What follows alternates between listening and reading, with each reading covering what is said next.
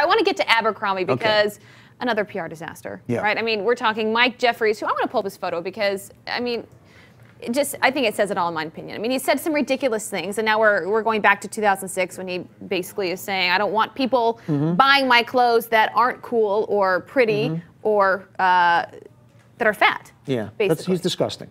He's a vile human being. You know, it's interesting. I spent 30 years in the business of branding, and I have defended advertisers when people go, why do they just put skinny people in ads? Because advertising, when you're a business, your job is to do right by your shareholders. And yes, most advertisers sell an aspiration. An aspiration, whether we think it's fair or not, that our society deems as aspirational.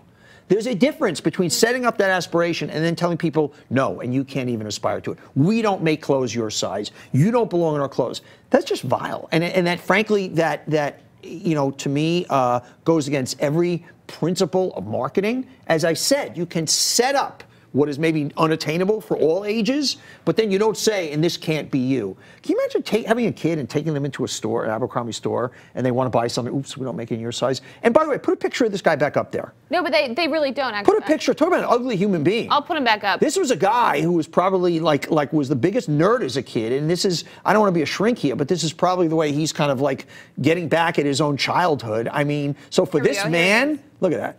Where is he? Look at that. Yeah, you're a good-looking guy. You should tell young people they can't cut shop in your store if they don't look a certain way. Do you think he was just so uncool?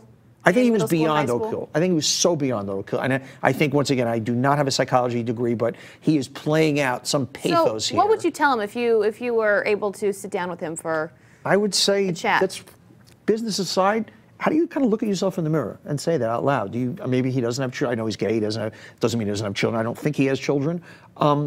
It's just wrong. I always believed in business, and I wrote a few books, and one of my chapters is Managing with a Heart, that it's good business to be a good human being and do things the right way. Beyond the fact that you get to look yourself in the mirror and feel good about yourself, it actually capitalistically turns into the right thing. So shame on him. Does he need to be fired?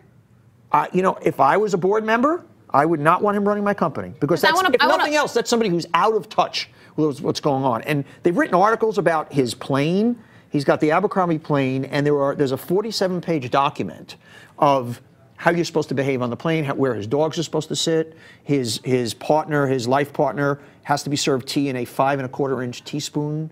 Like, are you kidding me? In this day and age, I mean, so you know, that's just somebody who, if nothing else, their judgment is off. Well, it's interesting because the retailer, they said in a statement that we take concrete steps to demonstrate our commitment to anti-bullying in addition to our ongoing support of diversity and inclusion. So how do they, you know, release a statement like this, and then you have the CEO, the face of the brand, saying CEO is the embodiment. Not only when you're a CEO, if you're a great CEO, if you're somebody like a Jamie Dimon of the world, or I mean, name 100 different CEOs, they embody the soul of their company.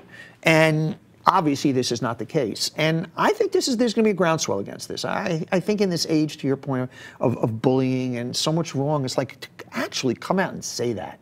How tone-deaf can you be? And once again, I'm a guy that defends marketers and advertisers and corporations and say, you know what?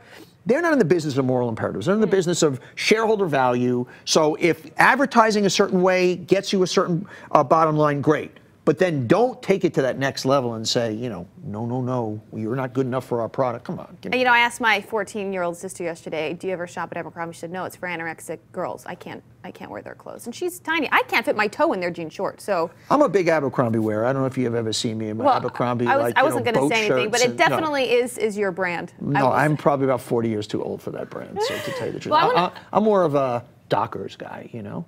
I could see you in Abercrombie, like pop collar, though. I could see the look. No.